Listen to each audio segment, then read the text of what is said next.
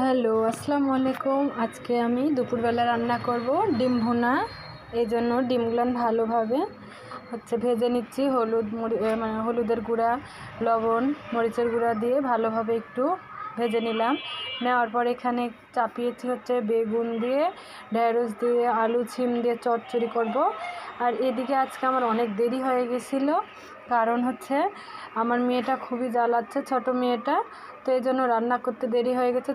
ঝটপট করে শুধু একটা চচ্চড়ি করব, মানে এটা নিরামিষ চচ্চড়ি হবে, কোনো মাছ দিব না। আর কয়েকটা ডিম করে নিলাম, যে দুপুরের খাওয়া তাড়াতাড়ি করে নিব। রাতে রুটি তো থাকেই আমাদের। তো এই তো সব কিছু জোগাড়পাতি করে নিয়ে একদম সব কিছু আমি বিশেষ করে মশলাটা ভালোভাবে একটু কষিয়ে রান্না করি। সেভাবে ডিমটা ভালোভাবে আমি ডিমের মশলাটা ভালোভাবে কষিয়ে ডিমগুলো দিয়ে দিলাম। দিয়ে এখন হালকা অল্প একটু নেড়ে চেড়ে পানি দিয়ে দিব। দেওয়ার পর কষিয়ে ডিমটা নামিয়ে নেব। তো কয়েকদিন থেকে ভিডিও দিতে পারিনি। তো আজকে দুপুরের রান্নাটা ভাবছি যে দেই, একটু অসুস্থ ছিলাম, এই জন্য ভিডিও দিতে পারিনি।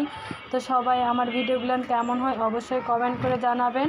আর ভালো লাগলে অবশ্যই শেয়ার একটা দিবেন, আর অবশ্যই পাশে থাকবেন।